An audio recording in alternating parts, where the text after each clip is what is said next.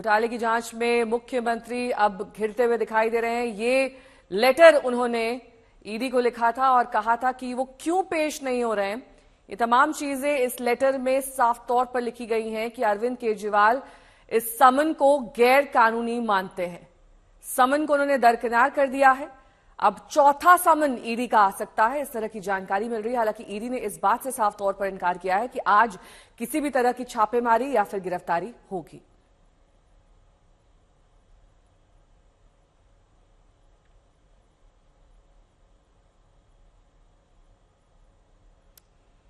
तो ये वो लेटर है जो अरविंद केजरीवाल ने ईडी को लिखा है।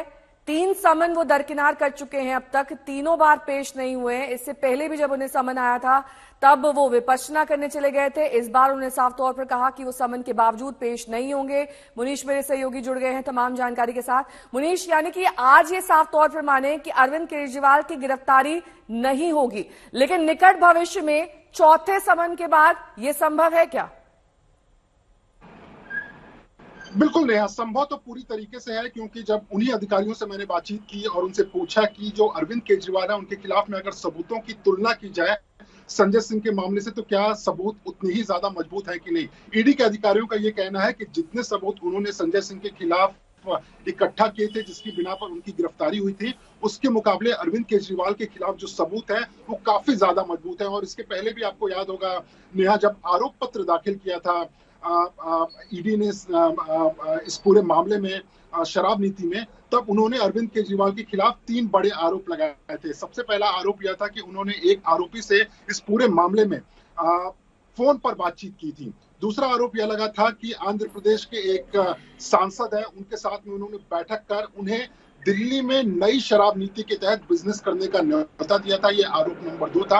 आरोप नंबर 3 था कि इस नई शराब नीति को जब तैयार किया जा रहा था, उसको लेके जो मीटिंग थी, जो बैठक थी, मनीष सिसोदिया की मौजूदगी में, एक्साइज डिपार्टमेंट के जो अधिकारी थे उनकी मौजूदगी में ये सारे के सारे मीटिंग्स हुए थे और अरविंद केजरीवाल के घर पर हुए थे। ये 3 बड़े आरोप थे। उसके बाद आपको याद होगा कि मनीष सिसोदिया के बेल को लेकर सुप्रीम कोर्ट में जब मामला चल रहा था, तब सुप्रीम कोर्ट ने ईडी के ऊपर सवाल खड़े किए कि अगर पैसों का गलत इस्तेमाल चुनाव के लिए हुआ है, रिश्वत का इस्तेमाल चुनाव के लिए हुआ है, तो आम आदमी पार्टी को इस मामले में आरोपी क्यों नहीं बनाया गया है। और चूंकि आम आदमी पार्टी के कन्वीनर जो है वो अरविंद केजरीवाल है, इसलिए ईडी जो है वो अरविंद केजरीवाल से इन चारों मुद्दों पर बात करना चाहती है। तो सबूतों की अगर बात करें तो ईडी का ये कहना है कि सबूत बहुत ज्यादा मजबूत है अरविंद केजरीवाल के खिलाफ में, लेकिन पहले वो इन सारे आरोपों पर अरविंद केजरीवाल से उनकी सफाई जानना चाहेंगे, उनसे पूछना चाहेंगे कि क्या ये आरोप सही है कि नहीं है, और उसके बाद ही वो आगे का कदम उठाना चाहेंगे कि क्या इस मामले में अरविंद केजरीवाल की गिरफ्तारी करनी है या नहीं करनी है। जो आपने सवाल किया था कि क्या चौथे समन के बाद में गिरफ्तारी हो सकती है, बिल्कुल गिरफ्तारी हो सकती है। ईडी के पास में पूरा अधिकार है, उन्हें कोर्ट में जाने की जरूरत नहीं है, उन्हें किसी के परमिशन की जरूरत नहीं है। उनके पास पूरा अधिकार है कि अगर उनके पास में पुख्ता सबूत है तो वो अरविंद केजरीवाल को कभी भी गिरफ्तार कर सकते हैं। नया साथ ही मुनीश, लगातार अरविंद केजरीवाल कह रहे हैं कि द्वेष की भावना से ऐसा किया जा रहा है, ये बदले की कार्रवाई है, चुनाव को प्रभावित किया जाएगा, मुझे सवालों की लिस्ट चाहिए। लेकिन सवालों की लिस्ट तो संभव नहीं है, ये तो ईडी किसी के साथ भी नहीं करता है। तो तर्क तो कम से कम आम आदमी पार्टी की तरफ से कुछ ऐसे रखने चाहिए जिससे उनकी गिरफ्तारी भी बच सके और उनके घर पर छापेमारी भी।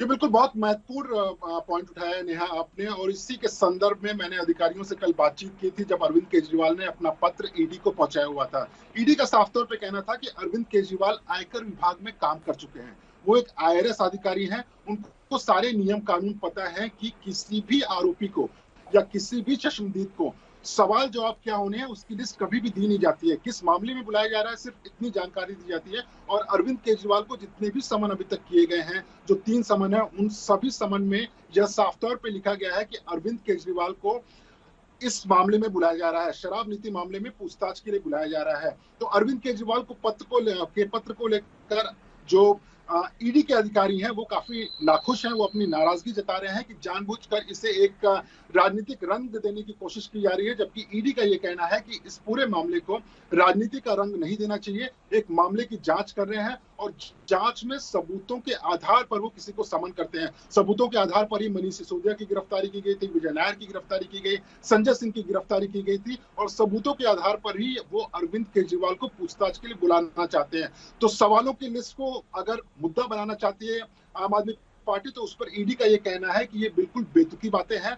जानबूझकर अरविंद केजरीवाल आना नहीं चाहते हैं, इसके लिए वो बरगलाने की कोशिश कर रहे हैं। और ईडी का ये कहना है कि इस पूरे मामले को लेकर अगर देखा जाए तो एक के बाद एक जो चीजें भी सामने आई, उन्होंने कोर्ट के सामने उसको रखा हुआ है। सुप्रीम कोर्ट हो चाहे हाई कोर्ट हो, जब भी ये मामला सामने गया हुआ है तो हर बार हर एक कोर्ट ने साफ तौर पे कहा हुआ है कि इस मामले में सबूत हैं। संजय सिंह की गिरफ्तारी को लेकर भी जब मामला हाई कोर्ट में पहुंचा हुआ था या लोअर कोर्ट में था, उस वक्त भी जो कोर्ट है उसने माना था कि नहीं, सबूत हैं संजय सिंह के खिलाफ में और इसके लिए उनकी गिरफ्तारी बनती है और इसके लिए आज की तारीख में वो जेल में है।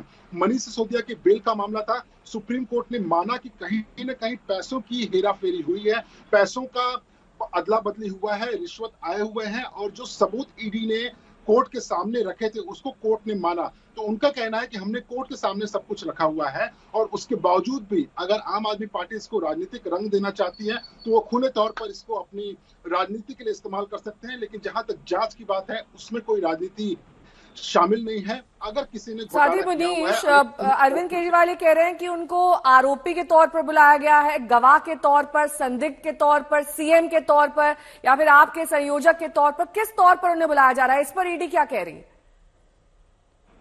नेहा, बहुत ही अच्छा सवाल किया आपने। देखिए, ईडी की जो जांच होती है वो prevention of money laundering act के तहत होती है और ईडी में जो समन इशू किया जाता है वो भी prevention of money laundering act के तहत होता है।